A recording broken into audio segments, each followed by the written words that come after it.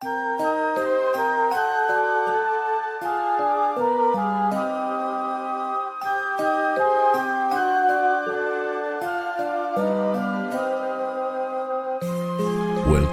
to the Literary License Podcast, European Horror Podcast, with your co-hosts Vicky Ray, Will Millar, and Keith Chalgo, exploring the genre from a unique perspective, from extreme to classic, in a world that is set to chill you to the bone.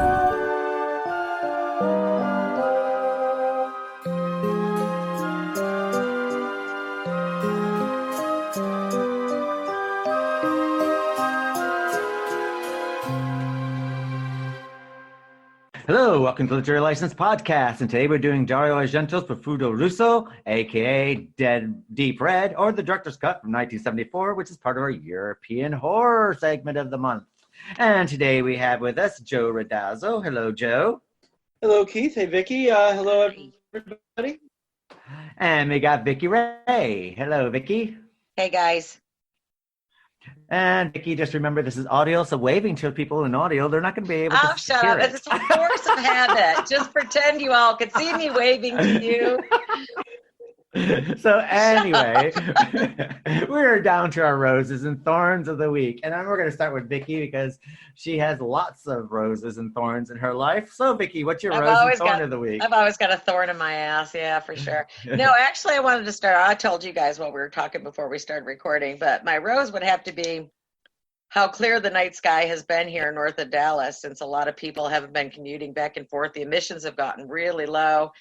And it's got to the point where my grandson and I go out back and you can actually figure out which ones are satellites that are going by because they have the same elliptical orbit at the same time every night. And it's kind of cool it's just kind of cool watching that stuff. We're weird that way.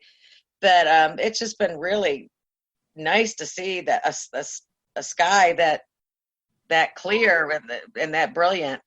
First time, and probably I can never remember living here in Texas, like in northern New York, it's always beautiful at night especially when it's cold, but I don't recall it ever being this clear ever. And it's during meteor showers and stuff. So it's been really fantastic.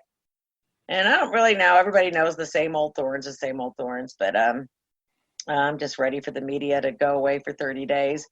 That's my thorn. I'm kind of sick of it. There's nothing else on. You have to watch Netflix or Amazon or whatever because you can't get away from it. It's always the same thing. It's like beating a dead horse.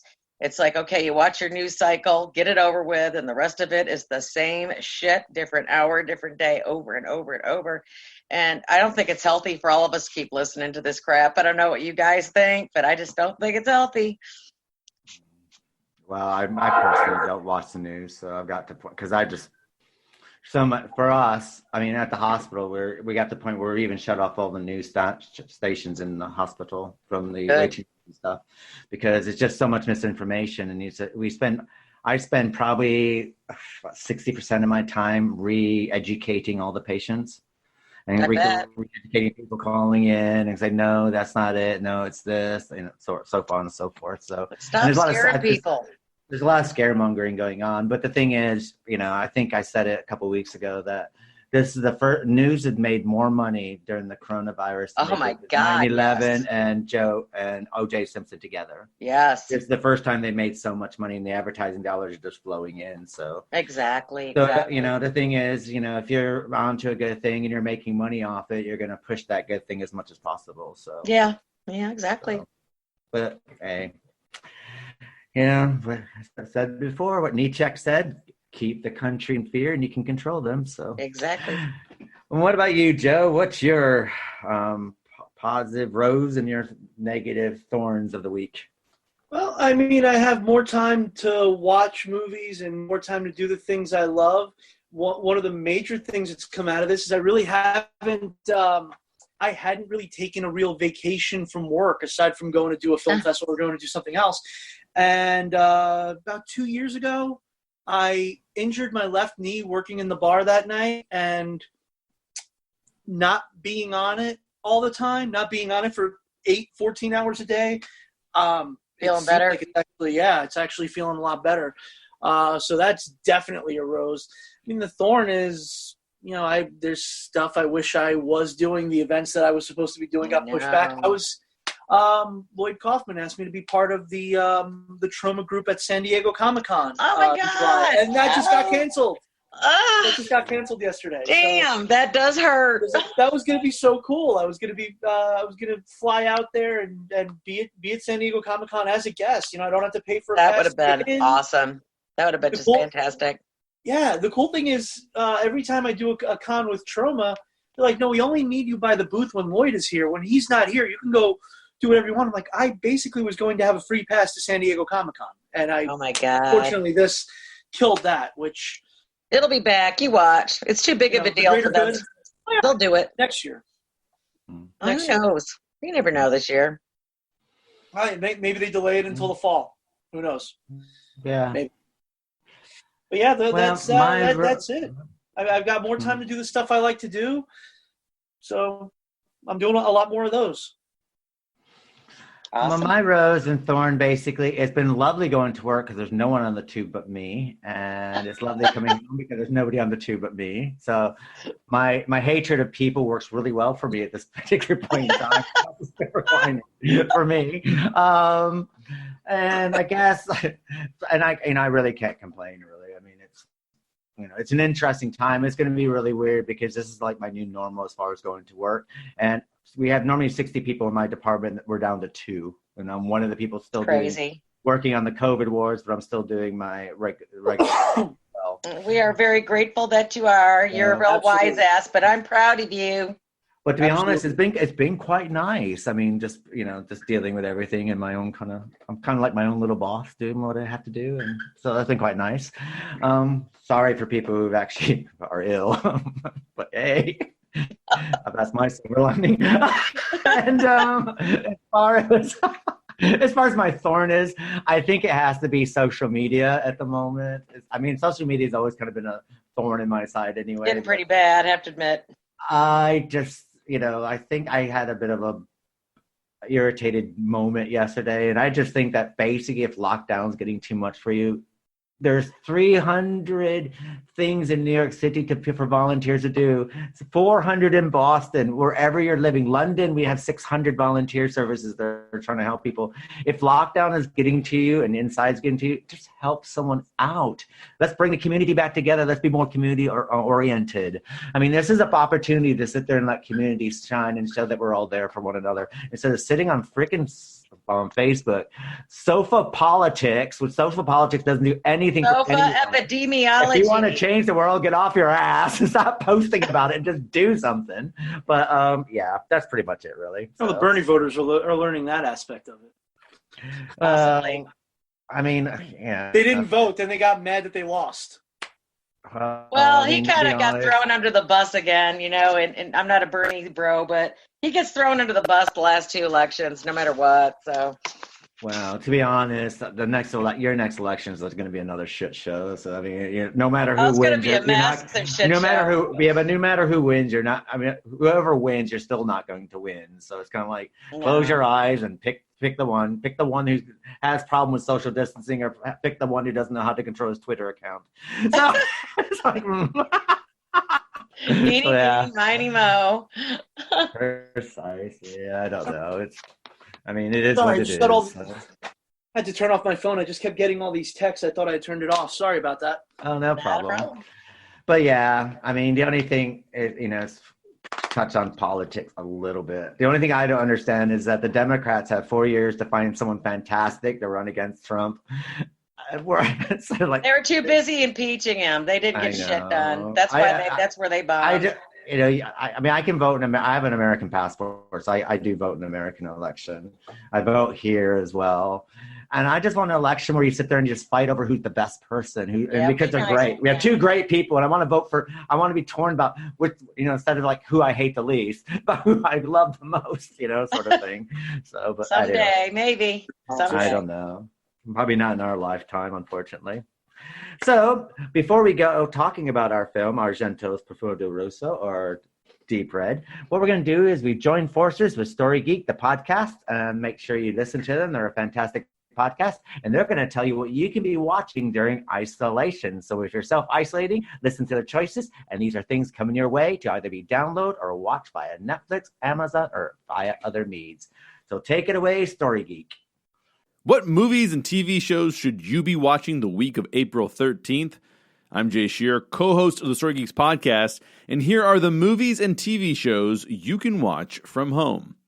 Just released and available to rent or buy this week, just one movie coming out this week was in wide release prior to the coronavirus outbreak, and that's Just Mercy. Just Mercy stars Jamie Foxx, Michael B. Jordan, and Brie Larson, and follows the true story of a man convicted of a crime he did not commit, and the lawyer who seeks to free him.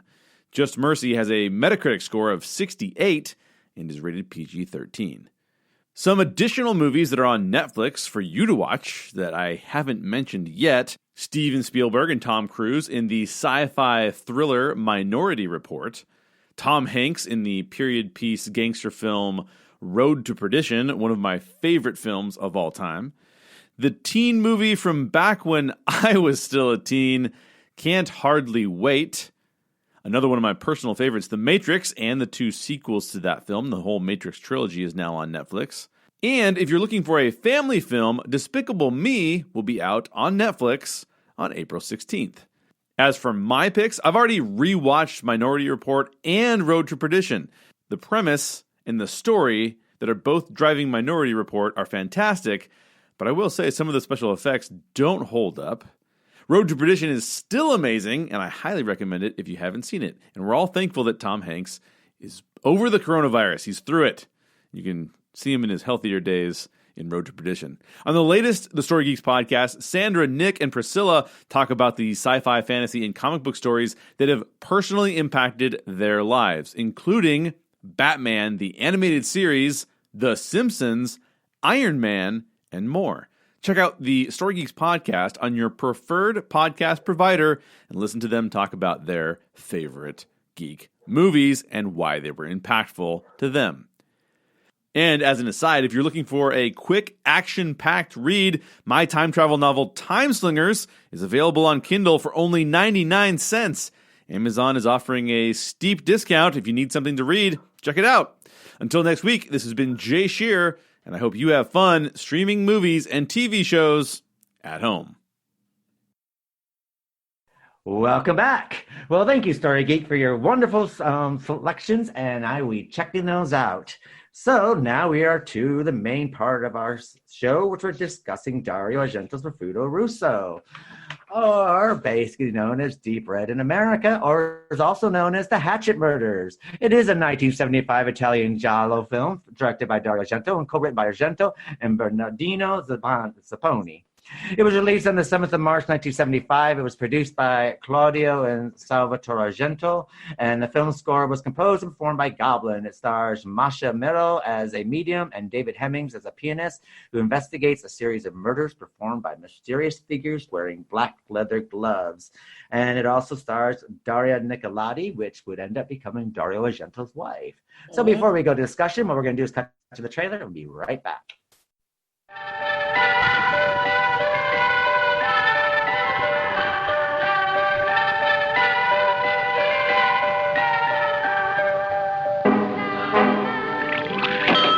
You have killed. And you will kill again. You're getting closer and closer to the most unnatural kind of death.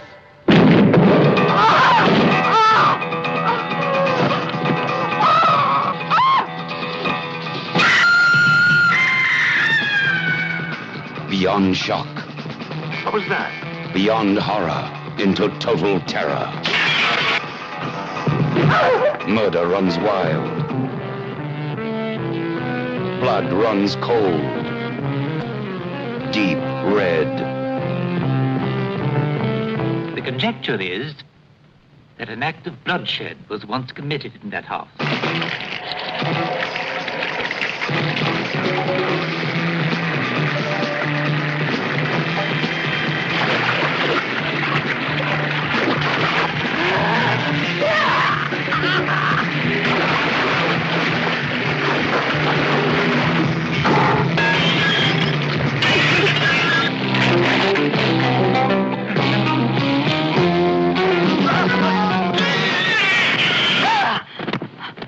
What is it? Didn't you hear that? No, what was it? I don't know.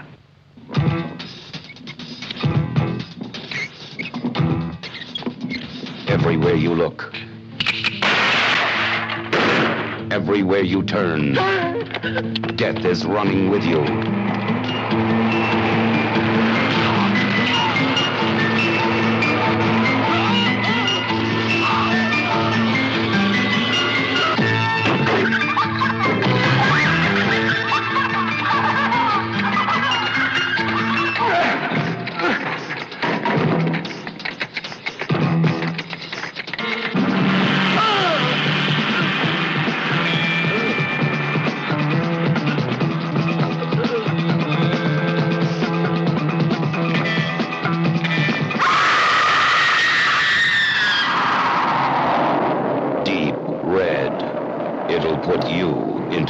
Shock. Welcome back to Lit Relations Podcast. We're discussing Deep Red. So, Joe, what are your thoughts of Deep Red or Profondo Rosso? Well, unfortunately, Will's not here because he said something the last time I was on when we were discussing opera, that he felt that opera was Argento at the height of his powers. And I wanted to respectfully disagree. And I think Deep Red is actually Argento at the height of his powers. I think it's arguably the best giallo ever made. I certainly feel it is. I think it's the epitome of what the subgenre could be. I guess in a way we can even call it a proto slasher, like, you know, because of the slasher movement that happened in the United States after this. As far as I'm concerned, it's eerie, it's creepy.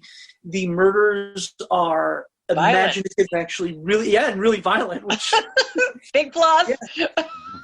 That is a big plus when you're watching this genre. I mean, this is kind of towards, I guess, the beginning of the end of the genre in Italy, because I mean it had been around since the '60s, but I think it's the best one I've seen. And I've seen a lot of Bava's stuff. I've seen a lot of Sergio Martino's stuff, Umberto Lenzi's, and this is, to me, the epitome of the subgenre. I found that basically I also like that this also is like a homage to Bava as well, I've noticed. Definitely. You know, as far as like the set designs. This is probably out of the previous films that Dario had done and the giallo side of things. This is probably the most that actually does give a nod to Mario Bava. So it's almost like, to me, this always feels like Dario Argento's thank you love letter to Bava in a way, due to the set design. And it also reminds me of what's that other one about the murders that Bava did that take place in a fashion house? Blood and Black Lace. Yeah, that's it. It has a kind of a 6 Women for the Assassin. Yeah, and it has that kind of thing. But I also think that this also, like, Dario spent a lot of time planning things out, because if you notice, he does a lot with I like to call it the storm complex as far as filming. So what you do is basically you see something that's very chaotic, and like the murders themselves. And if you notice, all the murders take place in a chaotic setting.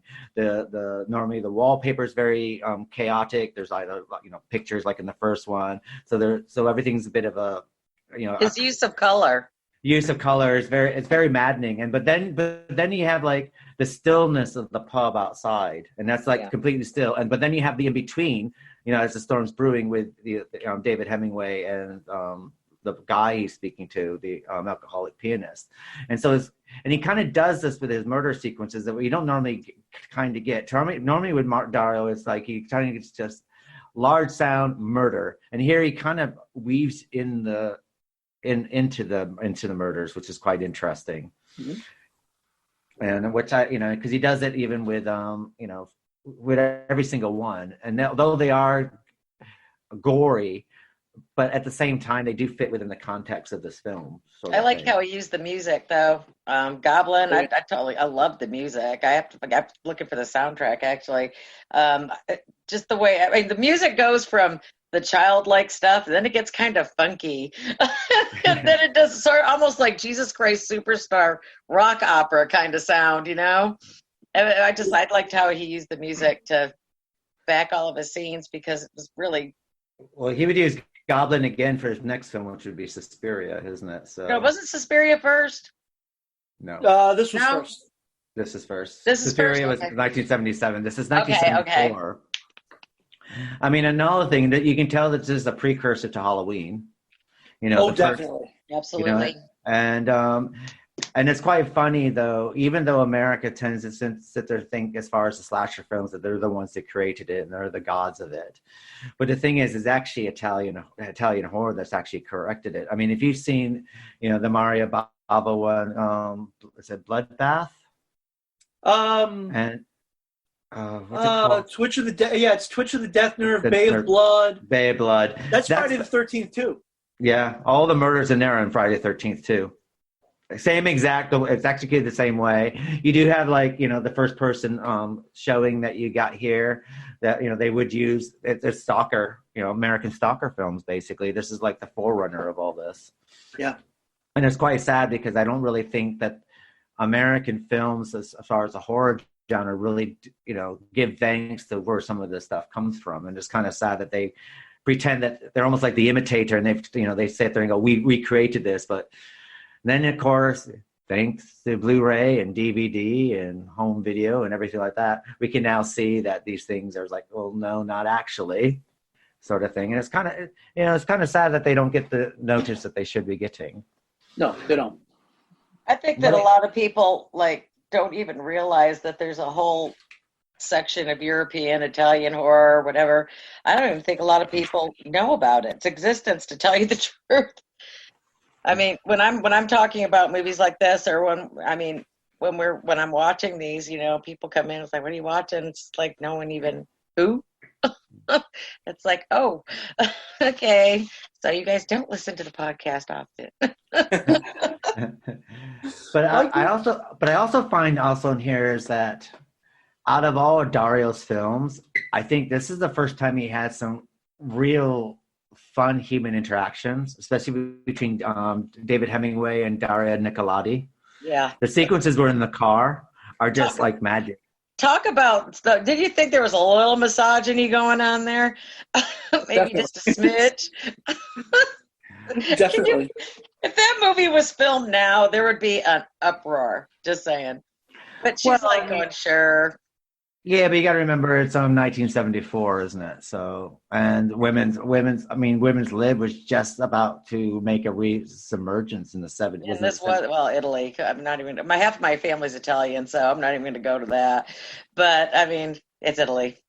The scenes in the car. I mean, when I was growing up, I would go to Italy in the summers, and my grandmother had the little Fiat 500, like Dario Nicolodi's driving in this, and it was falling apart. I distinctly remember one day I'm in the back seat. I forget if my grandmother or my grandfather was in the passenger side, and the passenger side door just flies open.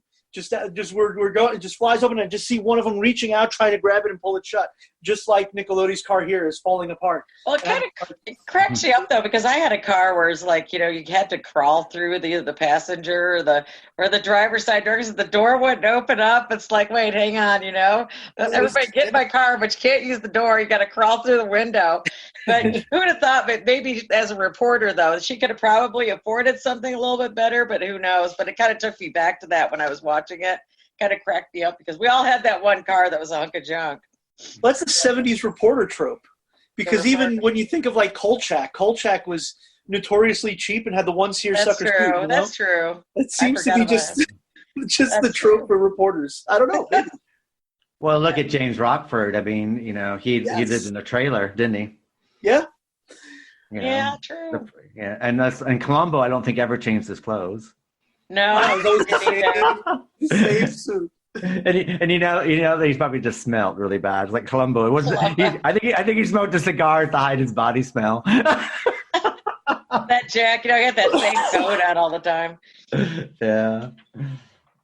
But then again, I always think that some of these movie detectives or TV series detectives, I think they're serial killers. I still think that Jessica Fletcher's a serial killer. Think about it. Everywhere she goes, someone dies. And then she pins it on someone else and he leaves. And he goes somewhere else and someone dies. She's the kind of person who's like, Jessica Fletcher calls you, I'm coming to your house. Like, no, you're not. I really can't afford to lose anyone right now. I never really thought of it from that point of view, to tell you the truth. When I think of the Night Stalker, it was always the same thing. There's all this mysterious stuff happening. The police are constantly arresting Kolchak, and then there's always a supernatural explanation at the end. It was always a vampire or some weird demon from whatever distant land. It's like, how the fuck did they buy that? Maybe a nod to supernatural. You never know.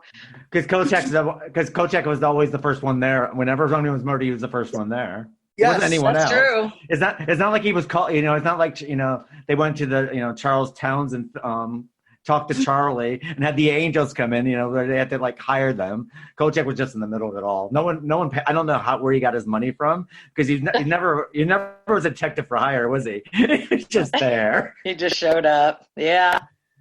At least Jessica Fletcher wrote books about the whole stuff that was happening around her. Sort of like Dean and Sam. They kind of show up a lot too. Yeah. I think another thing that we should point out about Deep Red is that having Dario working with David Hemingway, and I mean I think that's kind of gotten lost, the importance of David Hemingway in films. But David Hemingway would end up doing a Bertolucci's Blowout, which was a huge film, especially on the circuit. Blow Up, Antonioni. Oh, Antonioni, that's it. Yeah. And this is where David Hemingway comes from, and he did a lot of art films. He was quite the big star in his day. He was. David Hemingway was. He did a lot of British films as well. But I mean, I think the last thing I think we've seen him do is probably he's Gladiator, Ridley Scott's Gladiators, and that. But he's for Argento to get Hemingway, that's quite a big deal, actually. This is a person that was still on the up and up, as far as stars are concerned. And I think before this, I know he had Carl Malden and a previous film, and he had James Franciscus, fresh from Beneath the Planet of the Apes. He had him, and of course Joan Bennett. But this is David Hemingway in his heyday. This is so that's quite a interesting piece for Dario, because normally Dario tends to get the stars slightly on their way out or haven't quite made it yet. So I'm not sure if you watch the director's cut. I was going to ask you, because I know you guys are far more knowledgeable about this, man. Mm-hmm. When they were making these movies, when you see the director's cut, you see they don't block out the animal cruelty and stuff. Please tell me it wasn't like that, the Boyle and that movie we suggested a couple months back. I imagine the lizard probably did have a real needle through it, and I imagine that the bird probably did get knitting needled. I was just wondering. But that's what they did. But that's what they did. That's the early films. If you see an animal getting killed, they probably intended to kill the animal. Cannibal Holocaust. Cannibal Ferox, or what is it? Was it Cannibal Ferox? That was just I've never seen anything like that. We reviewed that movie about a year ago, and I was just like, my jaw was on the ground the whole time I was watching it. It's like, oh my god! Especially the turtle. I go, what the fuck is that? But things were. You got to remember that PETA was just coming out around this time, so it's like it's kind of before all that. So you kind of have to look at it in subtext. Daily, a dollar short. I do find it quite funny that you find it more disconcerting that maybe there's animal cruelty than the actual murdering of people that you see that's going on. To be honest, what got me the most is the guy getting his teeth smashed on the fireplace. Where he was bashing him into the fireplace, and then that was hard. You wanted to look away because you could almost feel how much that would hurt. Well, it's because we've all had that experience. We've all hit something. We can't all relate to being stabbed. We can all relate to stubbing our toe or turning around, not realizing where something is. I slammed my knee on the side of the desk while I was plugging in my iPad just now. So we could all relate to that kind of trauma. And when you see it on screen, you see it to the point of murder. Yeah. The meat cleaver with the glass window, that was a little bit. A little overkill to say the least. No, I mean it was. I like my gory movies, so I did find it quite enjoyable with all the violence and the gore. But yeah, I'd rather see people get it than animals any day. I had to say though, I think the most gruesome thing for me outside of that was when Carlo gets dragged by the car by the rebar police sweeper, and it's bang into like each of the curves of his head. It's like.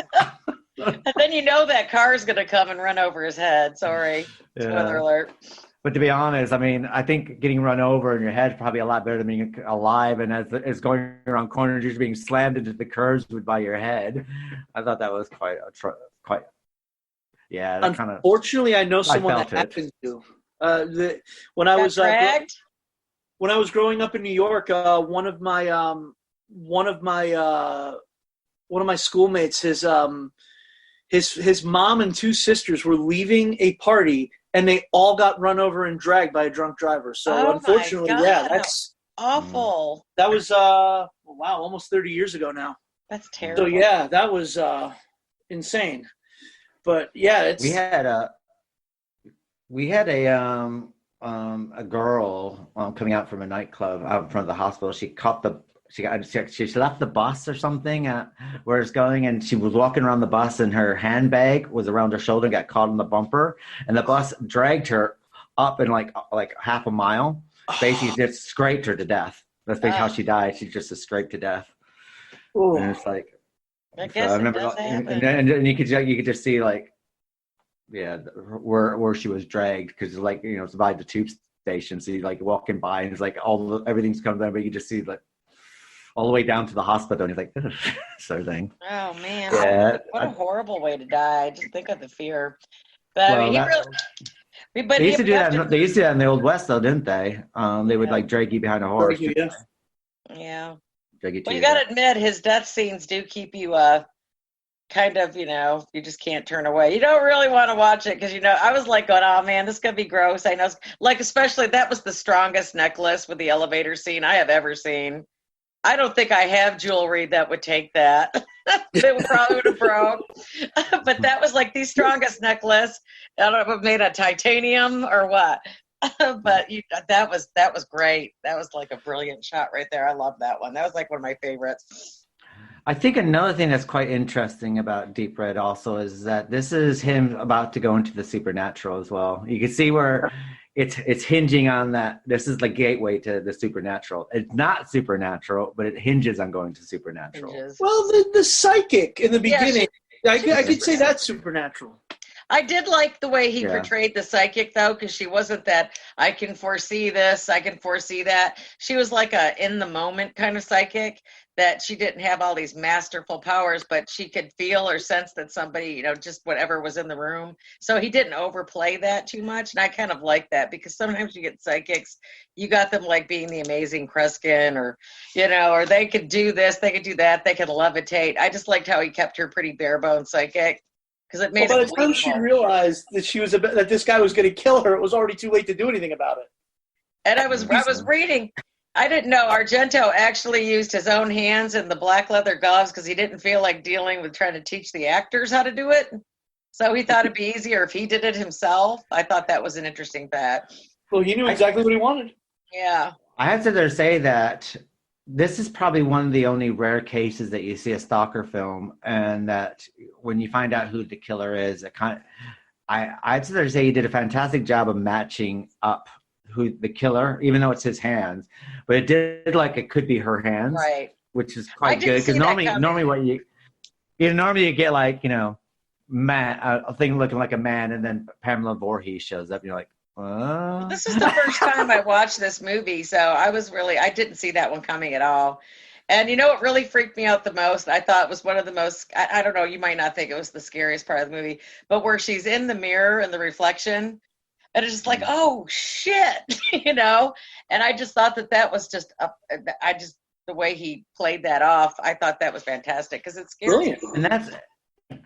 And that's what they're saying, that he didn't cheat that either, because if you watch it from the very beginning, she's there, you know? Because, I mean, the first time I saw that, it's like, Because I keep missing that. I've been trying to. I cannot find her in the beginning where she's in the mirror, and I know that she's supposed to be there after doing the research. When he runs in and she's and he's running to where the body is, she's there. Okay, and you do see her. Yeah, because ever since that happened, I think the first time I saw it in I saw a Dario Argento triple bill here at the Scala. It's the first time I seen Deep Red, and that was back in 84, 85. And I thought, oh, well, that's really clever. I really like that. And then I bought it on video, but then of course video was pan and scan. So right. Yeah. Video, even though it was great to have movies at home, sometimes video wasn't the best way to watch things, but sometimes that's what you did. But then out came Blu-ray and then DVD, of course, and of course it was widescreen, and then you did notice that she is there, sort of thing. So, well, she was a creepy woman. She was creepy, wasn't she? She was. I don't know. She reminded me a lot of you, Vicky. Oh, fuck off! I don't even put my eyeliner isn't that bad, okay? If I'm going to be in anybody's mirror with a meat cleaver, it's going to be yours. I think the first time I saw it, I want to say I rented it as the Hatchet Murders, and I didn't like it. And then somebody was telling me Anchor Bay had re-released it, and it was a longer version, and you should check that out because it's widescreen.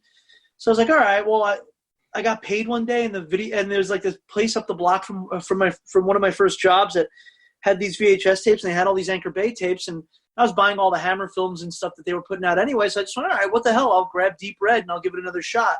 And it was the 126-minute version, and it was a widescreen VHS. Right. But now, once you see the composition better, it's so much more satisfying a movie, especially with all the color use. Oh yeah. I mean, even his nod to Hopper, the artist with the pub, the bar.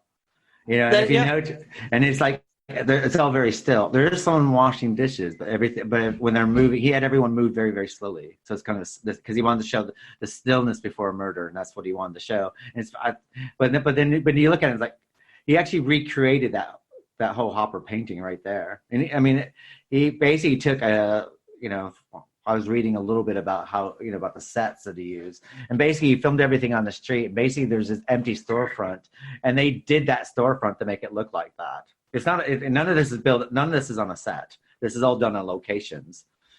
In Turin, to be able to, because it had Satanists there. He wanted to film in Turin because there was a lot of Satanist activity there. I'm not sure I quite follow why he chose Turin because of the satanic activity, but it's funny. Well, what's quite interesting is because of Daria Nicolodi and her interest in witchcraft and stuff like this, and them working on this film, then later getting together. This Turin was what would give birth to Suspiria. Definitely. Gotcha. And the Three Mothers scenario, which the first two are good. The third one, unfortunately, suffered a little bit. I did like the scene where they used the big statue / fountain, how they started it off in the beginning where there's like distance between the two actors. And then how he played on it towards the end. It's beautiful. Yeah. I mean, even when he gets to the point where he's solving the murder and he's in the house and the way it just, the whole story unfolds. And I think what I like about this, other than this is like an intelligent stalker film as well. It is. A stalk and slash, because it does, everything's there. He's giving you all the information all the way through. He's pretty much telling you everything. And then you watch it, you're like, oh, okay. It's like, I still didn't see it coming. You don't see it coming, but then when you watch it again, all the clues are there. It's very, very well constructed screenplay. Very well. Well, when you go back and rewatch it. Yeah. But I have to ask, I don't know if this was the comedy that he tried to insert into the film, but don't you think those police could have one of them could have hit him going over, trying to escape when they figure out who it is at the end and after he stabs the reporter and everybody's shooting at him and they just can't hit him? It's just like, how many cops does it take to shoot one person? But I also think that's probably something to do with Giallo films anyway, because the Giallo films is always about the common man caught in the middle of a murder mystery and he has to solve the murder, and the police are always ineffectual to that. Right. Good point. And I think that's probably keeping to that trope sort of thing.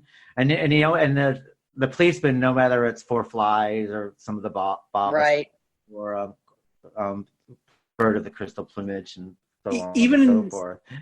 even in the American counterparts, the cops are very fumbling. What? Even in the American counterparts, it's like that. The cops are just not going to help. Yeah. True.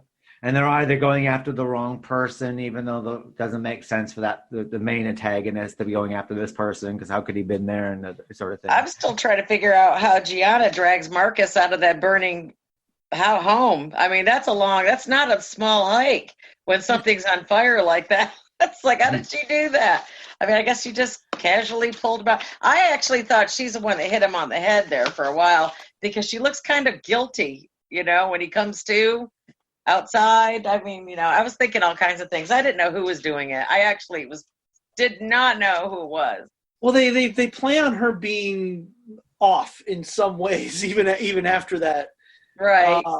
So yeah, she was definitely meant to be like a red herring of sorts, I guess. I guess. Like maybe the little girl that's screaming in the beginning is her. I don't know if they meant for that to be the idea. Well, but the little girl, isn't that Carlos? Well, it turns out to be Carlo, but right. Yeah.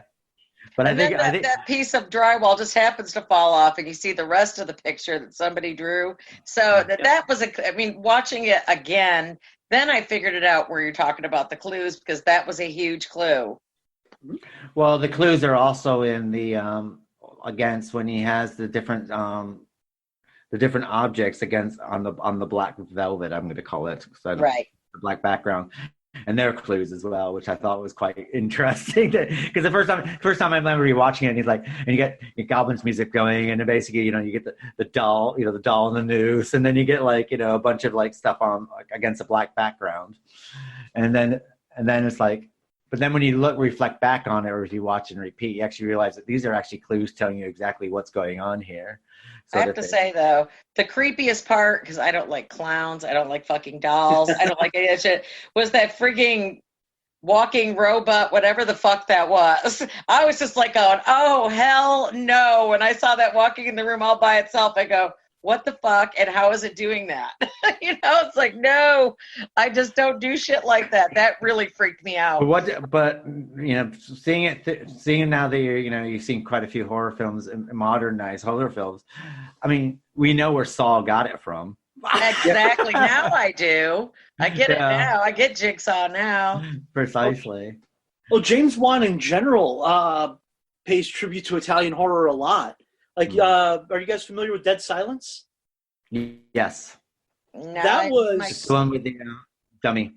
Yeah, Beware the Stare of Mary Shaw. That whole film is a love letter to Mario Bava. Mm. That entire film.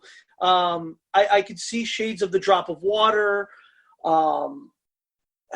God, it's been so long since I've seen it now. I probably can't remember all the references, but the way I always felt about it was James Wan was a big fan of Italian horror movies, and I could see it in his work. Yeah, this definitely you could see in Saw. You could see in the God, what was the Billy? Is that the doll's name in Saw? Yeah. Is it? Yeah, you definitely see Billy in this. Yeah. I see, and it's interesting. It's just kind of.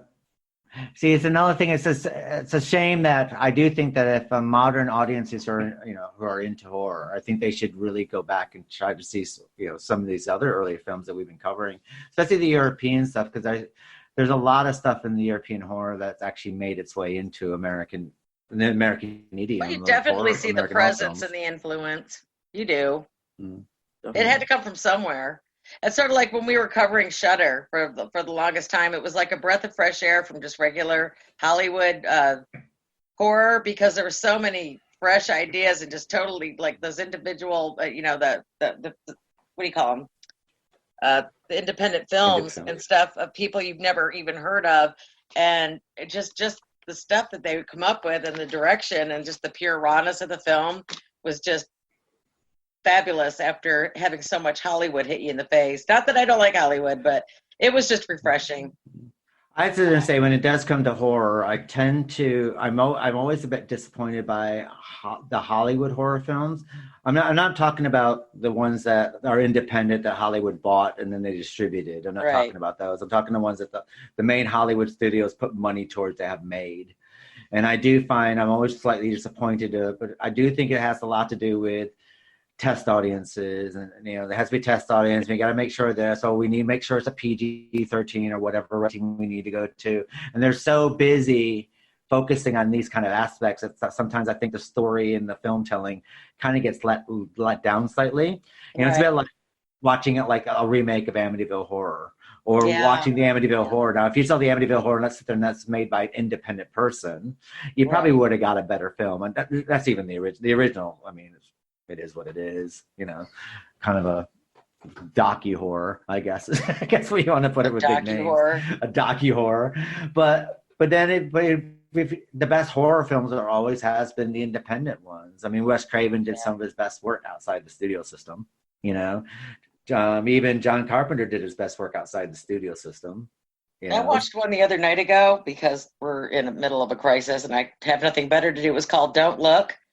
It was about a sister. There were two twins, and the one twin was put out in the cold because she wasn't beautiful enough, and the dad was a plastic surgeon and killed the other twin, and then she was like having problems growing up or whatever, having all these horrible problems, but then she was kept appearing in the mirror. You have to watch it. You'll love it. And he kind of takes on, she kind of takes on everything, and they switch places, and it's just, it's going to be a shit show, but I ain't going to like this. But then I kept watching, and it was fabulous. Loved it. You guys got to watch it. Don't look. Well, but see, I agree with the father. If you have an ugly child, you should keep them out in the cold. You shouldn't let them face it. Well, I mean, he was a plastic surgeon, and he does get his, but they're twins, and he throws the one out in the cold because he calls her deformed, and she's just been waiting, like what lies beneath kind of thing, waiting for her time to get back at everybody that's been mean. It's gruesome. I went in the other direction last night and just went for something that was just completely cheesy. Like, I found my DVD of Dr. Giggles just sitting around, and I was like, what is it? Dr. Giggles. We threw Dr. Giggles on, and God, it is Corbin Burnson? No, Larry Drake. Larry Drake. I have not seen that one yet. Every bit of awful that I wanted it to be. Every bit of awful. That bad? The horrible lines. The horrible. He kills a guy and then says, "You think that's bad? Wait till you get the bill." This is a movie that knows what it is. Yeah. I'm still trying to find Corona Zombies. It's on Full Moon streaming service. I couldn't find it. I think they have a deal going on right now where you can subscribe to their service for $2 a month. Oh, really? I just want to see that, because when Keith put that on his Facebook wall, I go, "You've got to be shitting me. Talk about too soon." It's probably horrible, but it just seems like something. I mean, it was a quickie. I mean, it's a quickly made one. I guess maybe. It's Bruno Mattei's Hell of the Living Dead, redubbed with cheesy coronavirus jokes, and then some wraparound scenes that were clearly shot in Charles Band's house. No way. Where this woman's seeing the news about the coronavirus and coming back with bags from Target complaining that she can't find any toilet paper. It's God. No way.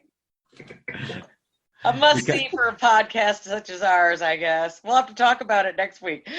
Corona Zombies. Corona Zombies. Zombies. There's 5G zombies coming out now, too. I saw somebody post something about that, which I think is probably just going to be the same thing. It's probably going to be some older zombie movie recut with new dialogue over it. That's probably it. People will pay to see it. That's the thing. People pay to see it. Yeah. I mean, I think I watched Corona Zombies on this. I have this app on Xbox that lets me see all these HD movies for free. And it's legit. It's on Xbox. So it's like, and Corona Zombies is there. But normally, like, if a film comes out to theater cinema, 2 weeks later it comes out on here. So it's kind of like an HD. So it's like, so I'm not quite sure what system that is, but I'm enjoying it. But I saw a really bad horror film the other day on there, which is basically a really cheesy title. But anyways, I think it's someone got all their friends together and made it, and the hero of the story is this butch lesbian who looks like a man, and it just Oh, something about an Easter. What's it called? Easter. The Holla Easter, meaning the Holocaust Easter. Easter Holocaust. That was it. Easter Holocaust. And bad basically, form. Totally bad form. this person dressed up in a bunny uniform, like decapitating everything because he's been obsessed by Satan. It gets worse and worse. It gets worse. I don't know if it can get much worse. Oh, the special effects are just bad. I'm talking about like a person's head gets cut off and you see a doll head. Basically, it's like and they don't even do like a fancy cut. It's like a doll head on someone's head, and you can just see it, and you just see the plastic going sort of thing. So, yeah, it's an education. It's on me. That was my Easter movie this year. So Easter Holocaust. You didn't watch Bunny Man? No. So. Well, I just think that to be honest, if you're going to watch a good horror film for Easter, I guess Passion of the Christ is probably the best horror film you can watch. I always thought that was more like a Jesus snuff film, actually. Precisely. If you're just into torture movies, yeah. Yeah. Well, have you ever seen somebody get beaten so much in the Passion? Mel Gibson, I think he was trying to go somewhere with that. Just saying. I love Mel, but... I've never seen so many wasps play Jews before in a film before. Everyone's a wasp. It's like the Jews are a wasp. The Romans are wasps. It's like everyone's a wasp. That was probably one of the most brutal films I have ever seen. It's actually made the most money for rated R film. It held a bunch of records up until recently. Yeah, I think up until Deadpool, maybe. Yeah, Deadpool. That's it. So which is quite interesting, actually. I think. Oh, I know where I heard that. I was watching Dead Meat, the podcast. What was it? They did the Passion of the Christ. Dead Meat podcast, which is Dead Meat is a YouTube channel, and he does He does the death count sort of thing, a movie. So do a movie and do how many people have died during this movie, and he'll talk it through. James Farinice is the guy. Very, very fun show to watch on YouTube. He's probably doing more shows now because he was planning for his wedding, but I think because of COVID, I think he's back to doing a weekly show at the moment. But him and his girlfriend, Chelsea, do the Dead Meat podcast, and they cover normally one film or something like this. They had Heather Langenkamp on for one of their shows from Nightmare on Elm Street. Oh, okay. But yeah, they're really fun. I highly recommend Dead Meat podcast or Dead Meat. Yeah, unfortunately, he said he was going to stop doing his show for a while, or he was going to space him out more because he wanted to look into other opportunities in LA, like acting opportunities and everything. And then like a month later is when this hit. So there you go. It screwed up a lot of people. I think he's supposed to be planning for his wedding as well, wasn't he? So he's a really good. I don't know as far as his acting career goes, but I know that, or I don't know anything about what his acting or screenwriting abilities are. I know he went to school for it, but I know he used to do his editing for his own shows and stuff like that. Yeah, he's very talented. He writes his own scripts, and he's funny, and he's really worth watching, actually. So anyone who does like horror and stuff like this, I think you can't go wrong by his show at all. They're really entertaining, and it's an in-depth recap too, because the videos are like 20 minutes long on each movie. So he's going down the plot and then the kill and then everything. So it's worth checking out. I definitely second you on that. So the only thing I would suggest that if it's a film that you really want to see, you might want to watch it first, because he will get plot points away, sort of thing.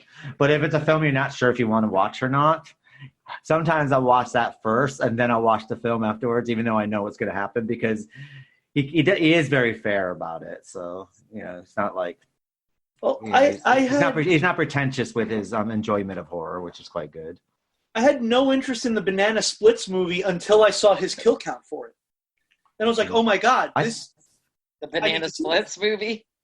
Yeah. It's a horror movie. Yeah. The Banana Splits go on the Banana Splits go on a killing spree. I haven't even heard of that. Yeah, it just came out. Wait a minute. Where's the Blu-ray? I'm going to try to find the Blu-ray on my shelf. The Banana Splits? No way. Yeah, 1 banana, 2 banana, 3 banana, 4 banana. Why did you not tell me about something like that? It's interesting. I enjoyed it, actually. I was like, oh, this is different. But it's called the Banana Splits movie. I never even heard of it. Now I'm looking for it as we speak. And the story basically is that this boy who loves the Banana Splits is going to see a taping of the TV series. Oh shoot! And they go there, and they become murderous. They go around and start killing everyone, children, everyone. There's the box, Vicky. I know this is only an audio podcast, but there's the. That's all right. Oh my God! Tra-la-la terror. It's actually good. It's actually good. I gotta watch it now. And after they're saying it's better than some of the other movie tropes that they've done where they're taking old TV series and turn them into films. It's better than those. And it's an interesting premise as well. From what I understand, it was supposed to be based on the video game Five Nights at Freddy's, but they couldn't get the rights to it. But now they had the script commissioned and they paid for a script for Five Nights at Freddy's. And they were like, well, what properties do we own that we could do this with? And Warner Brothers owns Hanna-Barbera, so hey, let's do it with the Banana Splits. I have to find it now. I'm actually quite surprised that Hanna-Barbera let them go away with it. But I have to say no kidding. It's a kid's show. But to be honest, though, the kids who grew up with that show are adults now, and that's probably why we probably enjoyed it, because we remember growing up with it. And I do think that they were going to market the Banana Splits to today's children audience. Don't think it would have had the same kind of appeal. Probably not. So I don't think. Well, like Asher or my daughter would have no freaking clue who the Banana Splits are. My daughter's 26. She does. I don't think she has any clue of that. But, so it'll probably would just ring true with our generation, probably the most. I'm 30. I'm 38. I barely know who they are. I've only seen. I haven't seen a lot of the Banana Splits. I've only seen a little bit. And then when if it was the Hudson brothers, I would have been totally traumatized. Remember the Hudson brothers? Oh God, with Emu?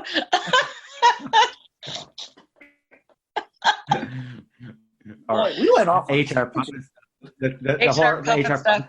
We always do that. Normally, HR puppet stuff would have been creepy too. It was creepy for this time. I mean, I've seen it recently. My housemate owns all the DVDs of it, so I started watching it. I don't know how they got away with half the stuff they get away. I mean, there's so many drug references, and it's not even Hudson funny. Brothers or Banana Splits? No, HR Puffin stuff. HR Puffin stuff, yeah. I mean, you got the Indian tree dressed up as a Native American. He's like Indian oak, and he's smoking a peace pipe that gets everyone high, and they start dancing. It was the 70s, okay? Well, in England, they had sorry? Oh, no, go ahead. In England, they have a cartoon that came out in the 70s called Captain Pugwash. And and this is no lie. You can look this up. It's God honest truth. You can actually look him on video. But his two co-mates that were on the ship with him were Seaman Staines and Master Bates. Oh my God! I think you told me about that. I totally forgot to look that up. Captain Pugwash. It's called Captain Pugwash. God honest truth. This is time period where they didn't when we were kids, the stuff that came out didn't try to hide anything. I saw a clip yesterday that I didn't remember from Pinocchio where Jiminy Cricket is trying to put something down his pants when he's underwater, and this fish comes over his shoulder to look down his pants, then goes wide-eyed with joy as Jiminy Cricket is pulling his pants closed, can I have a little bit of privacy? I'm like, that happened in a Disney movie. I can't see that. Captain Pugwash. Yeah. Here we were showing each other stuff again. Sorry, folks. We get off on these tangents. Usually we could blame Will or Rod, but neither one of them is here, so we'll just blame Keith. For Captain Pugwash. Y'all look it up. It's real. It is real. I started it by bringing up the Banana Splits. So that's true, yeah. I could be blamed for this one. Well, it's probably because we were talking about the mechanical, whatever the fuck that was, in the movie. And then we got into, we were talking about James Jigsaw. Wan, and then, all this Jigsaw. stuff. It all comes back around in some way. It all comes back around. It all comes back around to the slasher films of 1974, actually. Well, it was the 70s. When you think about it, though, I mean, I was a little kid, but the 70s was some fucked up shit. I don't care.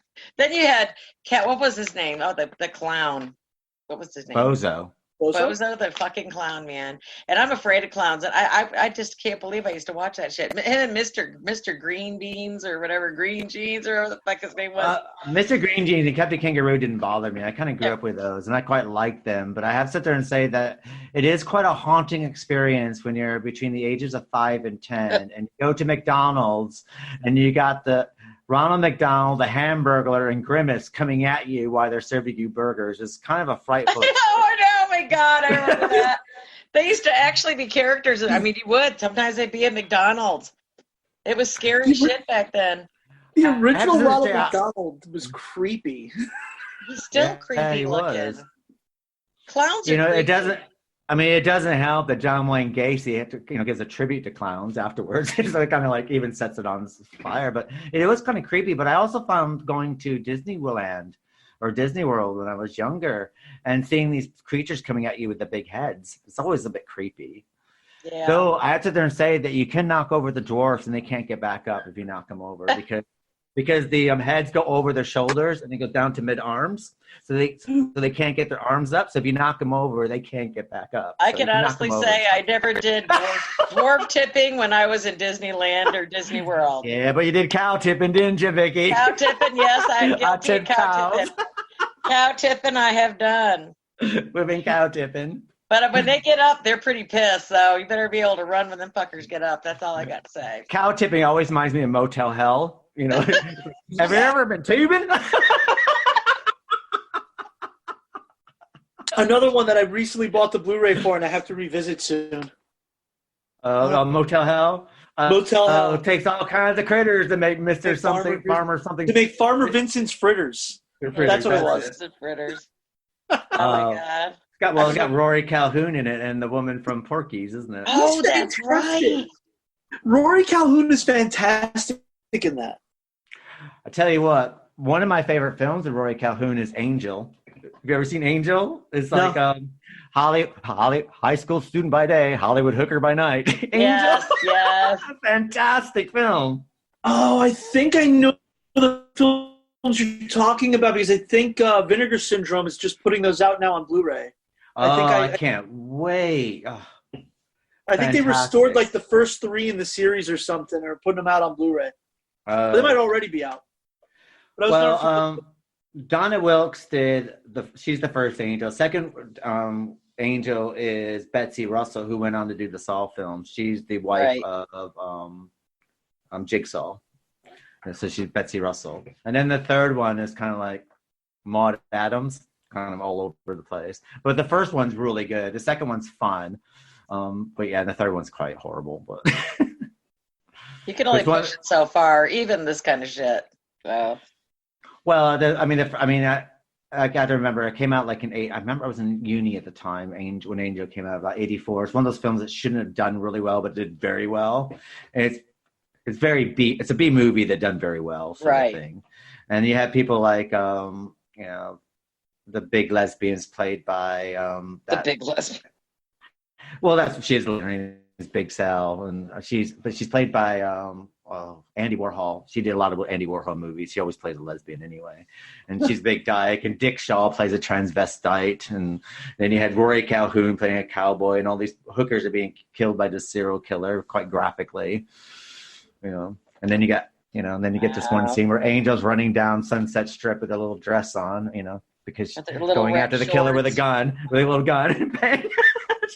She's about 5 foot tall, running down their heels with a gun. She went on to do quite a few movies, though. I mean, stupid movies, but. Well, Donna Wilkes started off in soap operas. Then she did a lot of weird horror films. She did a really interesting horror film with Tab Hunter called Humongous. I think I've seen that. Basically, is where this biker gang shows up at her house and with Linda Blair, and they all get murdered.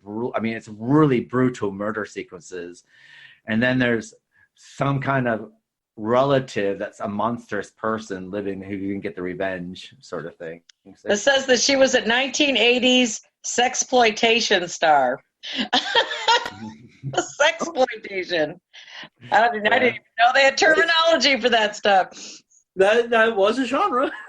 I know. I mean, if it's coming out on Blu-ray, I'm buying a copy. I'm sorry, but I love Angel. I think it's the Angel that's coming out on Blu-ray. So I'll send you the. I turned off my phone, so I'll send you the link when we're off this. I'll just message it to you guys. Cool. No, I gotta buy. I'm waiting for Angel to come on Blu-ray. So I mean, speaking of sexploitation, I picked up the Blu-ray series of Vice Academy because Vinegar Syndrome put that out. With it was basically a Police Academy ripoff with Linnea Quigley and Ginger Lynn Allen. I don't know. I'd never seen them, and the box set was cheap, and the artwork. And it came with a poster inside, a double-sided poster. One side is Ginger Lynn, the other side is Linnea Quigley. And so, well, what the hell? $20 for the 3 movies, and at least they get a cool-looking poster. True. There's always that. I like your Trauma Club behind you too. That was the design for the T-shirt we designed for Trauma last year. That they premiered at Comic-Con last year, and it those was movies are something else. If you're sequestered for this pandemic, you got to watch the Trauma movies. You just got to. And thank you for the segue, because Lloyd would be mad at me if I didn't mention you can get Trauma Now free for 1 month if you go to watch.trauma.com. First month of their streaming service is free. Then it's $5 a month after that. Thank you. Cool. Thank you so much for that, Vicky. Well, I was looking at the poster behind you, and I was like, oh yeah. Those product placement I did for an audio podcast. Keith got me turned on to those. He goes, "You've got to watch these films. They are so, what is it, PC culture non." He goes, "They are the worst thing you'll ever watch." He goes, "They're so awful you can't take it. You're going to love it." You know, like Toxic Avenger and stuff. I mean, I couldn't stop laughing. I was dying through the whole fucking movie. I couldn't stop laughing. Oh my God, it was great. I know I got Lloyd's assistant in touch with Keith, so he might be joining you guys for some podcast soon. I don't know how far. That'd be great. Yeah, in September, we are doing a salute to trauma and part of our Greta Thunberg Film Festival that we're doing. And we're doing Toxic Avenger and Class of Nukem High. And then I love both of those. And then we're also doing Toxic Avenger the musical for Christmas, and Evil Dead the musical. They're going to be our 2 films for Christmas. So, and then I think we're doing The Children. There's another trauma film that we're doing, the 1975, 76, or 85, something like that. I think I emailed you to include me in the Toxic Avenger and Class of Nukem High. Yeah, you did. Yeah, so that, I mean, Lloyd and I have been friends for 10 years, so or more than that. So I could definitely give a little insight to that. That'd be great. I'm sure our listeners would love to hear it too. I'm actually in his new movie too, so that'll be kind of fun when that comes out. Well, season 4 was basically going to be, we're going to do UK horror, but because you got us in touch with trauma, we decided to turn it into climate change movies or films that were to be obnoxious, of course. So, because we're also doing things like Them and Attack of the 50-Foot Woman and Incredible Shrinking Woman and other films like that. I love that. And Eight-Legged Freaks, we're doing that as well. I love Eight-Legged Freaks. Stuff that deals with like, man not taking care of the world has created this. So we're calling it the Greta Thunberg Film Festival. Segment of our series. So I'm sure it'll. And anyone, I'll direct your hate mail to contact@l podcast. Yeah, feel free to direct all your hatred to me. I'm okay with it. And just make sure you put it on social media so that way we get even more. More hatred. So. But I guess we should get back to Deep Red. So that's what we're here for. You have to 50-minute tangent. Happens every time. I don't know how, but it does. I mean, the problem, I guess, with Deep Red basically is with discussing it, you kind of want people to experience it for themselves, so you don't really want to give too much of away at the same time, because I don't really want to go through. Plus, it doesn't help that I kind of know the characters' names, but I don't really. But a lot of the characters' names I didn't catch. Sort of thing. I kind of missed a little bit of that. I kind of missed a little of that too. Yeah, because to me it's just like Carlo's mom, sort of thing. So I don't know what her name is, or the professor. Well, it says Aldo Bonamano as Carlo's father. Yeah, or the professor with the mustache and beard. That's kind of how I've seen them in the movie. Because I don't even know what David Hemingway's character is called. Do you? Well, what I meant to ask, because I still don't understand it. I've watched it twice, but why did the caretaker smack his daughter across the face? Because she was a bitch. Other than that. Oh. But I mean, it sort of seems so random. Yeah, but the thing is, didn't he tell her that she had to stay inside, keep away from the house? I think that's it. I think that was it. And then, of course, she's out there. And back in those days, that's what you did. If you tell your kid to do something, they didn't do it, you just smacked them. I mean, then the property got destroyed. Right. Yeah. Sort of thing. And, another thing is like, I'm surprised, that he didn't get hurt a lot worse than he did. I mean, that the glass is falling out of the building and everything sort of thing. So it wasn't like a safe place to play. So. No. And when your parents get upset, when your parents tell you to stay away from a place that's falling down, and they find you there, they do yank you back and they hit you. So you could have been hurt. Whack. Well, back in the day, you got your ass beat. You don't get your ass beat anymore. People have totally pussed out on their kids. So. Well, and look where that's brought us to. Yeah. another segue for another segue. Looking at the back of the DVD box, and even this doesn't tell you what the characters' names are. It just says David Hemmings and Dario Nicolodi. That's it. Yeah. Well, Maca Mirel is Helga. Eros Panini is Superintendent Calcabrini. And Juliana Calandra as Amanda Vergetti, who I kind of missed how she did how she got that with the. How did she know that anybody was going to come in there and steam up the bathroom? I guess. She didn't she. Well, no, she didn't know. Basically, is that the killer was going to drown her in the hot water, which is a nod to Halloween 2, and then I think it was like as she was dying, then the room was steamed up. It's not that I don't think she pre-planned. Okay. Because it was the killer that turned on the hot water, and then the professor guy came back and he turned on the hot. He turned on the hot water. And it was steaming. And was he kind of seeing her? They seem kind of. Friendly. No. Basically, it's because she wrote a book about the house with the weird sounds of it. And so David Hemingway is going to making his way there because he wanted to ask her questions about the house to try to because apparently the house is connected to the murder that was going on. Right. And so he wanted to find out where he could find the house. So that's why he went there, because he was reading about this house and the children. It all comes down to the children's song that he heard. Okay, I recall now. Yeah. If you don't really pay attention to this movie, you're going to be lost. If you get up, go to the bathroom, or go get a drink, and you come back and sit down without stopping it, you're going to miss something. Yeah. Bottom line, you have to watch it all. Yeah, this isn't the kind of movie where you can be on your phone. What's that, Joe? I said this isn't the kind of movie where you can be on your phone. No. I also have to sit there and say that this is probably one of the only Dario Argento films where everyone's speaking Italian in it. Even David Hemingway is very fluent in Italian. He dubs his own Italian. It's his Italian voice when you hear it. Well, they dubbed it in English really good because it looked like they were speaking English. Well, normally with Dario Argento films, and I think we covered this in opera, is that when they film it, everyone's from a different country and everyone's speaking in their own language. So when they're going, gotcha. Gotcha. So, that's right. If I was French, I'd be speaking to you in French, and Joe would speaking in Italian, you'd be speaking in English, and that's how we would do our lines. That's how we would act and be filmed. Here, I think that they all spoke Italian, and which normally what you would have is David, James Francisco or Carl Malden would speak English in their Dario films, and then everyone around them speaking Italian, and then they would dub them later. But here we got. So it's quite nice to actually see that if you look at the director's cut, of course, a lot of the English footage was cut because they cut all this stuff that hit it for the American market, because American audiences were a bit too timid for some of the stuff they were going to see at this time. I mean, this is just before Exorcist came out anyway, wasn't it? Exorcist is 74 as well, isn't it? Exorcist is also 74, yeah. So this is probably just before The Exorcist came out. So therefore, that's going to test the waters about what American audiences can take.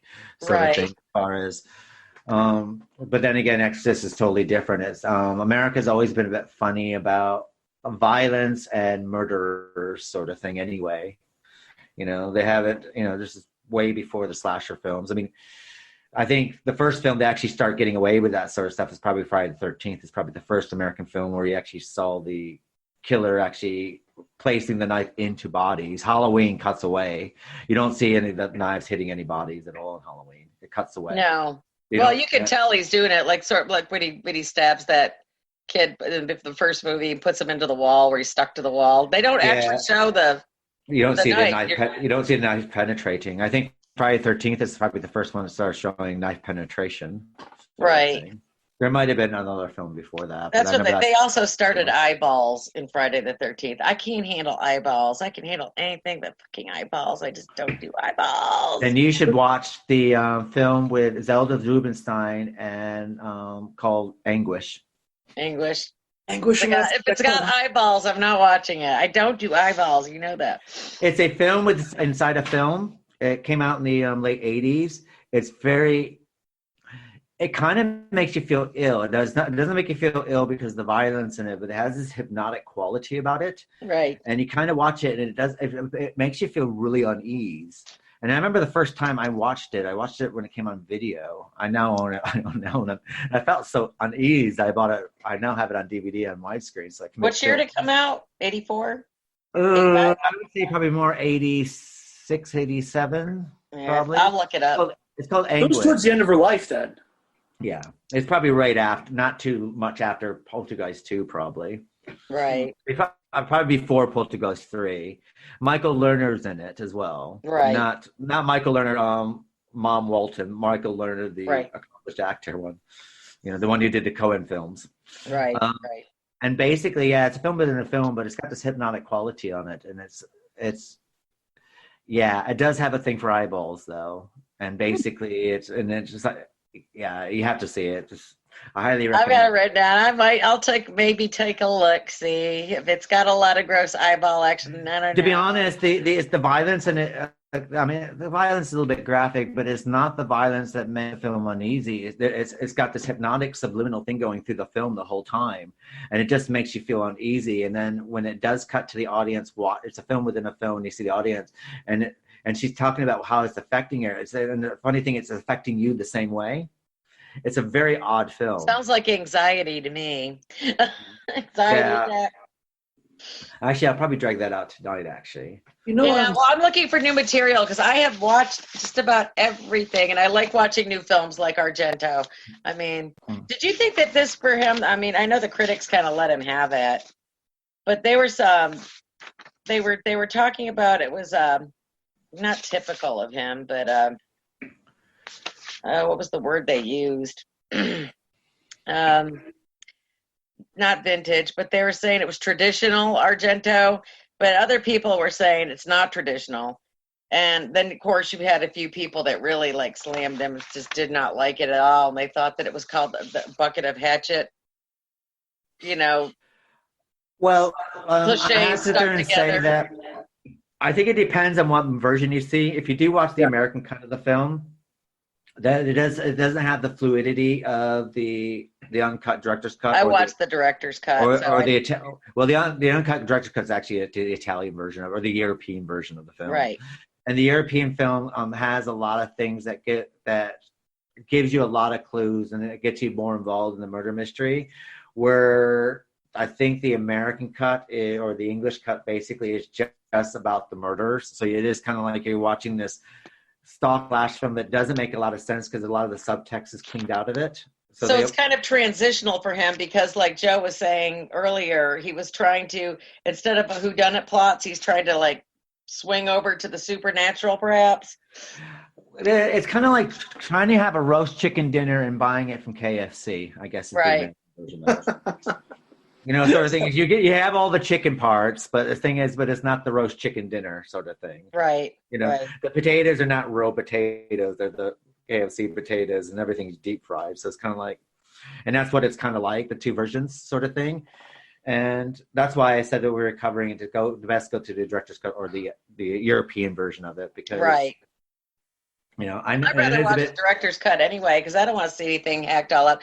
Americans are too puritanical or whatever you want to call it. They just butcher European films when they come over here. It's sort of like having a Lambo, and they have to make it sure that they screw up the emissions and everything else and kind of ruin the engine. So I mean, I kind of put it.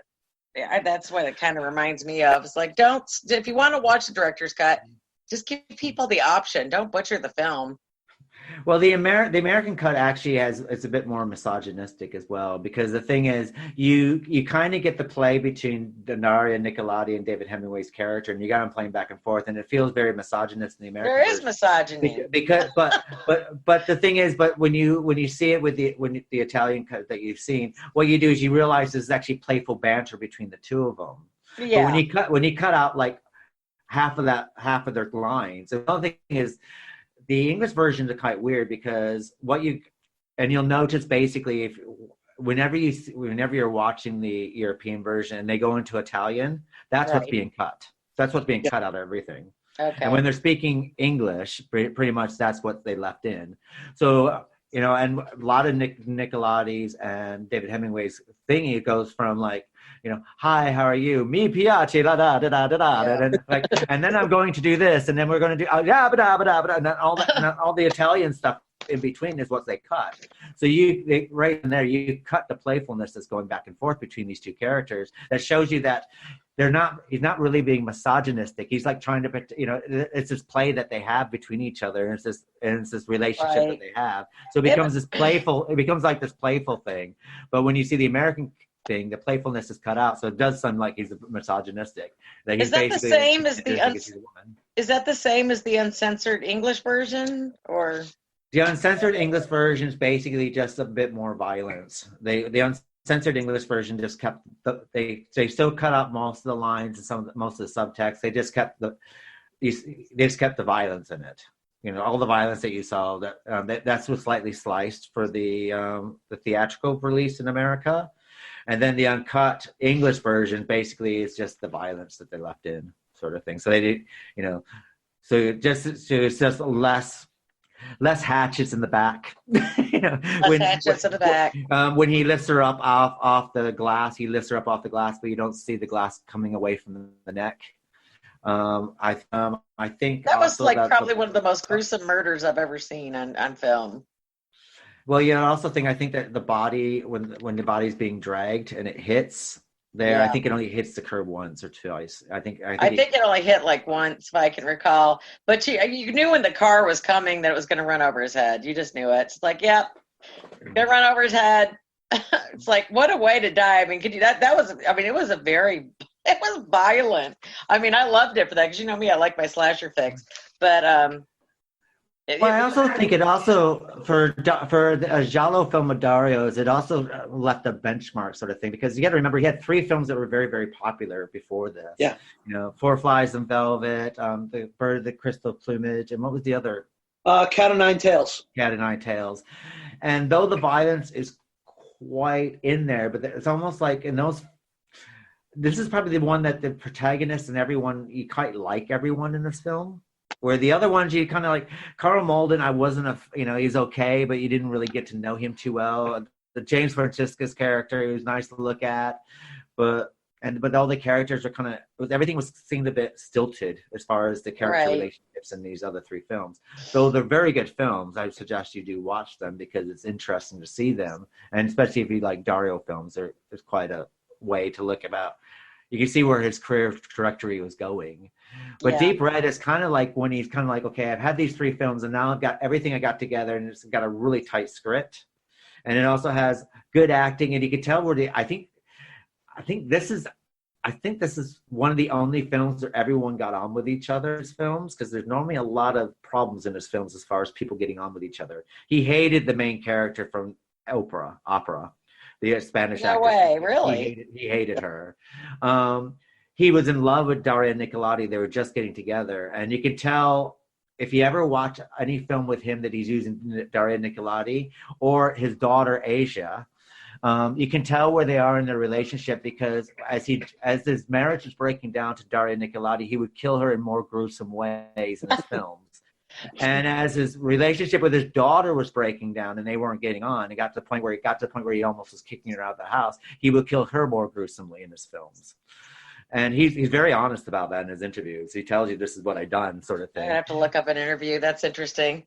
And I think here what you have is you got a director who's kind of in love with his female co-host. He loved David Hemingway, and he's working with a lot of his friends. And if you look at everyone working behind the scenes, are people that he worked with before, and people who actually, he worked with Mario Bava, so these people also work for Bava, so there's like this family doing this family film. And I think Deep Red is the first time that you actually feel everything just working together and everyone.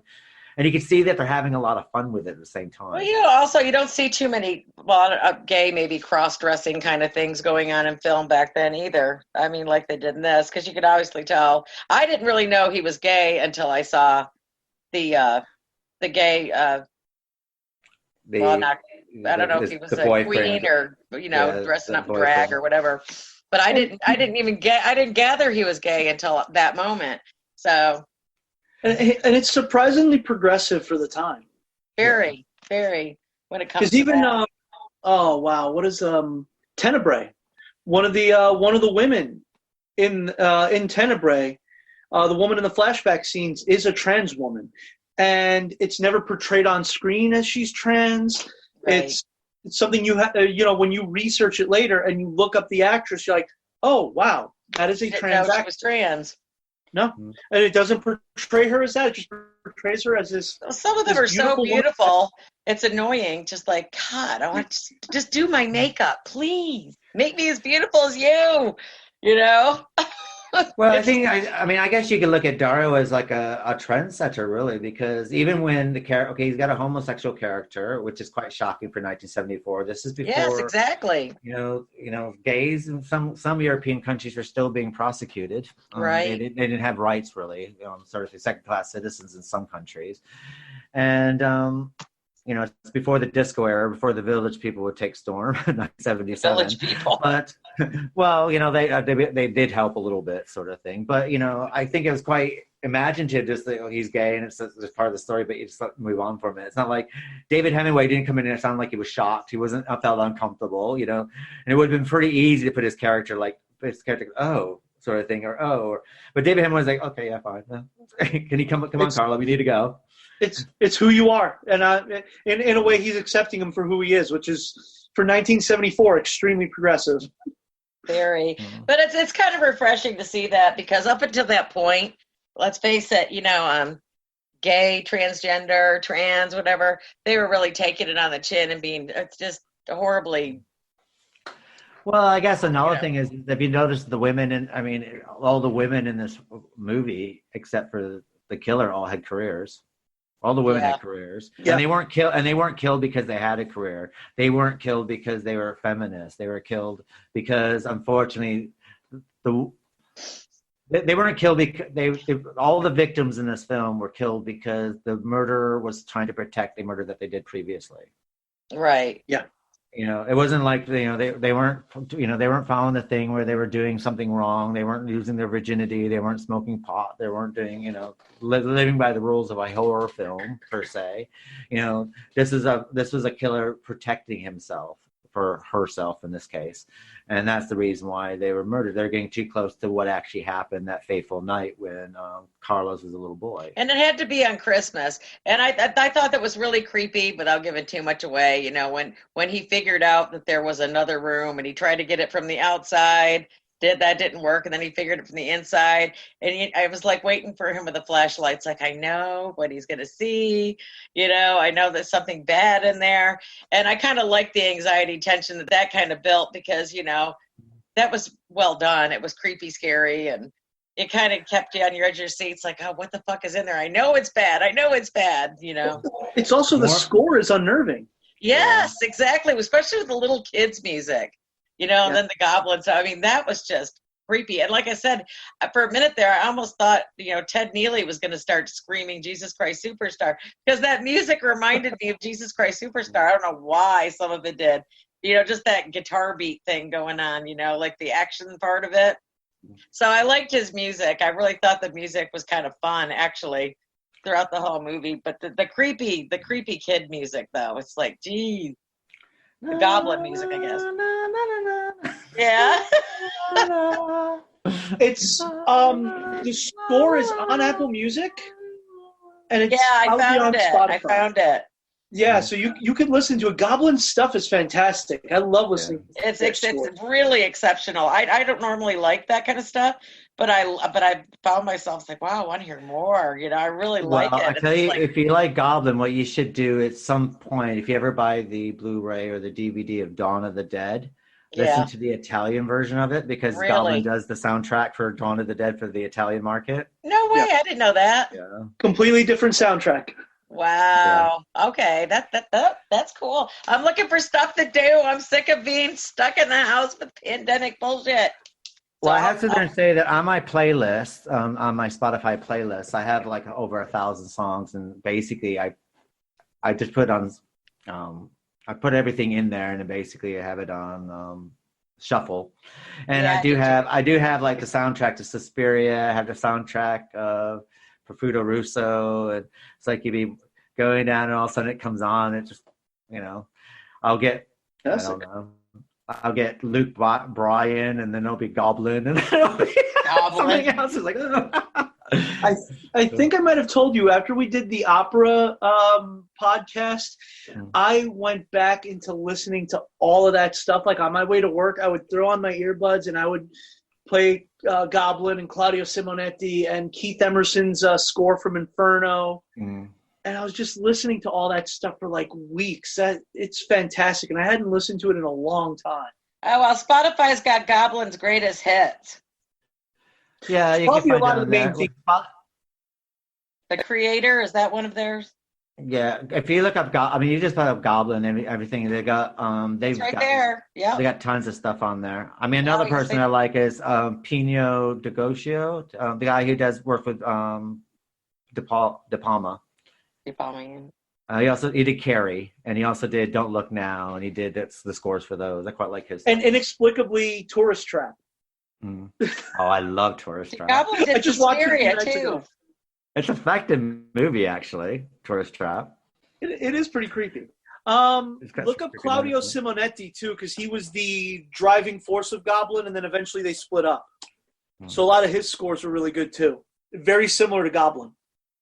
Yeah, so it's really hauntingly beautiful music too. I mean, well, Goblin did a concert in England last year, and basically they did like all their greatest hits, all their movie scores and stuff like that. So I didn't get to go. They're still touring. Yeah, I think they're still touring. Probably not at the moment. Well, yeah, I mean, not right now. Yeah. I mean, as in they're an active band. Well, there's also a Gothic band who actually has done a cut of Profondo Rosso as well. They've done the main theme, which is I think is the Something of the Damned, something I like. And they did a music video of it, which is quite interesting to look up, which is quite good. But it does have the Goblin keyboardist. He's joining it with them, and it's quite a good little video. It's kind of a nod to Dario Argento. So like half what goes on with these movies like this without the anxiety makers, and I mean half of it's the music, if not sometimes 80%, 90% of it, because the music's definitely what gets the blood boiling. It's like oh, something's gonna happen. Here comes that music. Well, picture Suspiria without the soundtrack. Yeah, I can't. So, or even but then again, who? I said even Halloween without the music isn't nearly as creepy. No. Or even Friday the 13th. I had the Friday the 13th soundtrack that I listened to, and I love it. Yeah, I like it too. I think Dave knows Harry Manfredini. What was that? I think Dave Canfield actually knows Harry Manfredini personally, the composer from Friday. I think. Yeah, I love Friday the 13th soundtrack. I even got the disco version, the one in 3D. The disco version. That one I can honestly say I have not heard. It's the main titles of You're just a nut. Yeah. Yeah, it's the main. Yeah, it's what you just said. It's the main titles of Friday the 13th Part 3 in 3D. That's the disco theme. So I guess we got to talk about our final thoughts of Deep Red. I think we just pretty much said it, didn't we? Excellent film. Excellent. Loved it. Loved the music. Loved the gore. If you're into gore and you want something different, definitely watch this. But don't go pee and don't get a drink or whatever unless you stop the film, because if you don't stop the film while you're taking a quick break, you are going to be totally lost. And what are your final thoughts, Joe? The same as when I started this. I think it's the greatest giallo ever made. It did completely shift just Italian horror in general from the giallos before this and the giallos after this. I think this really is like that benchmark. It changed Argento's career. It changed the genre. It changed the way Italian horror movies were scored. It changed the pacing. Vicky said earlier Argento seemed like a trendsetter. He definitely was. This is that point where this film is where everything kind of shifts in a different direction. It's what changes the game in Italy, and I think it's the best film of its kind. Probably the greatest slasher movie ever made. It changes the game everywhere, actually, because everybody took notice when you watch like you say, you're saying Halloween and other movies like that. I mean, definitely had an influence. Yeah. I mean, myself, I love this film. I've always, every time it comes out in a new format, I bought it. It's now coming out in 4K. And Did they have a remake really quickly? I'm thinking about watching 4K. I thought I read somewhere something about a remake. I didn't see it. I didn't look for it, but somebody said there was a remake. Deep Red? There's talk of it. I don't know if nothing's been Okay. made. Okay. I think because it's Suspiria doing so well with its remake, it's probably okay. Gotcha. Okay. They're probably combing back through all his back catalog at the moment, seeing what they can do. Well, Suspiria remake was so good because it was so different. Yeah, it's two entirely different movies. Right. Yeah. They kind of like work in the same universe, but they're not part of the same universe. So right. I think Deep Red. I think Deep Red, if they do remake it, it's going to be kind of watching like Black Christmas remake. Yes, it'll probably be like a bunch of pretty teens doing it with like, Chemical Romance doing the soundtrack and groups like that. And, and Black Christmas. I forgot about Black Christmas. And then it got remade again. Yeah. I watched the last remake of that actually a couple of weeks ago. That's really dreadful. That's what I've heard. Yeah, I haven't seen it yet. The first remake was, that was only about 8-9 years ago. It wasn't that long ago. No, that was quite dry. And then they remade it and they went to a totally different direction. It's stupid. It's not fun anymore. I think the problem basically is once you need to. The problem with Black Christmas, I think if you're going to remake Black Christmas, you kind of have to go by the Black Christmas rule book, and you can't show your killer at all. Yeah. That's what makes Black Christmas work, because you don't show your killer. All you have is this weird fucking ass voice, and you still don't know who the hell that person is at the end of the movie. And that's what makes Black Christmas effective. It's not the simple fact that, the murders are interesting and things like that. Though, if Black Christmas is ahead of its time for when it came out. When you look at the year it came out, you think it came out like in the 80s, but it's like in the 70s. But, and you always think, the murders, but actually it's not the murders that make that unhinged movie. It's that voice and the camera pulling back, the final pan back of the camera. That's what makes that movie, sort of thing. So, and I think people who remade it tend to go, it's the murders. We need a unicorn. We need someone to get killed by some kind of unicorn thing. It's like, well, no, actually, that's not what made the movie. So exactly. And anyway, it's hard. And you can't have a cop that doesn't know what fellatio means anymore. I know. Well, precisely. Everyone knows what fellatio is. That's one of those things that only works in 1973. Fellatio. Yeah. I haven't even heard that word in probably a decade until you just said it. So it's like, I didn't even forgot that word existed. You never hear it. I just recently rewatched Black Christmas like a couple of months ago, and I chuckle every time it gets to that scene where Margot Kidder says fellatio and the cop doesn't know what she means. Yeah. Margot Kidder. Oh, no. But for me, Deep Red, this is the movie I fell in love with Daria Nicolodi. I fell in love with her in this movie. And I have to say, for me, this is even though I don't know any of the characters' names, but I felt more attuned to the characters than any other Dario films. Most Dario films that I kind of watched, and I'm kind of like, I feel like there's like a wall between me and his characters in a lot of his films, and I love I'm a huge Dario film. I've seen every single thing he's done, but I always I kind of watch it for the set pieces. But here I actually found something for the characters. I've actually was involved with the characters. I've actually cared what happened to them. And I cared what happened to Daria and Nicolodi. And I actually felt sorry for Carlos. And I actually, and I actually understood the mother and why she was doing what she's doing, the killer. I actually had a little empathy for the killer, which I think is very rare in a film like this. So Deep Red's probably one of my favorites. And I guess this brings us to the end of the Literary License Podcast. I sure hope you enjoyed as we went on and on for different films. We've been locked up way too long, people. Do forgive. I forgot that we were in lockdown by the end of it because I was sourcing Goblin as a currently touring band. I know. I forgot that nobody's doing anything. That's what's wrong. It's like, fuck this shit. I've had enough. Well, if we come out of this better episode will be absolutely. Yeah. Our next episode, of course, will be Dark Shadows, and our next European horror will be the French film Le Sans le Visage, or Eyes Without a Face, which is a classic black and white French horror film that you don't want to miss. And of course, I said before, our next episode will be Dark Shadows, and we'll be covering to episode 262, I believe. 262. Yeah, 262. And that's good. And we'll have Tom with us again, so that'll be fun. And of course, you can join us on Spotify, iTunes, YouTube, Podbean, SoundCloud, and all the various other podcasts and platforms. And of course, as you know, you can join us with social media. But make sure you do sign up to our newsletter at ll.podcast. www.llpodcast.com. Sign up for our newsletter and you could win a hoodie. We want to congratulate the 3 winners of this month who won their hoodies.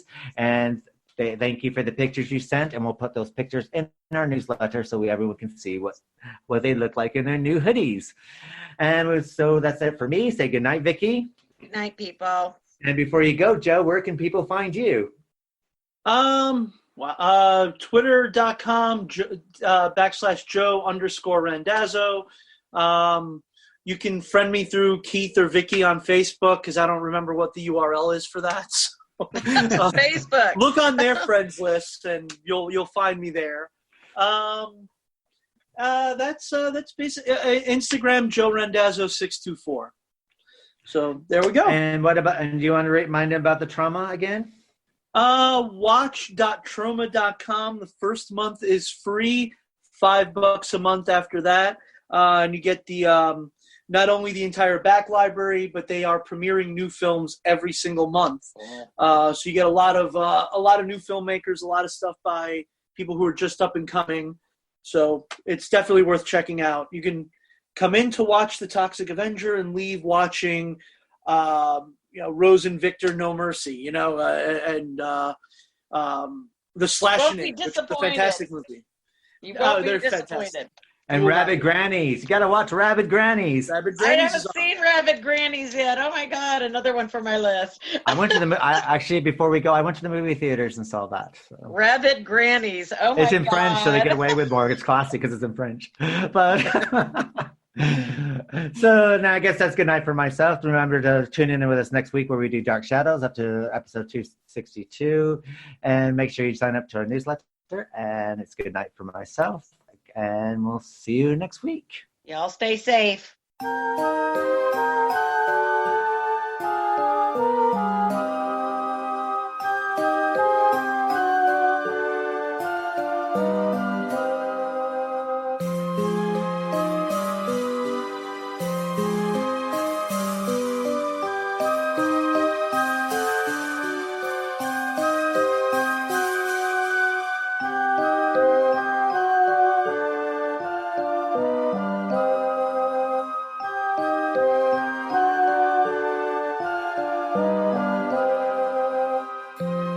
This has been a Literary License Podcast production, and this was my will.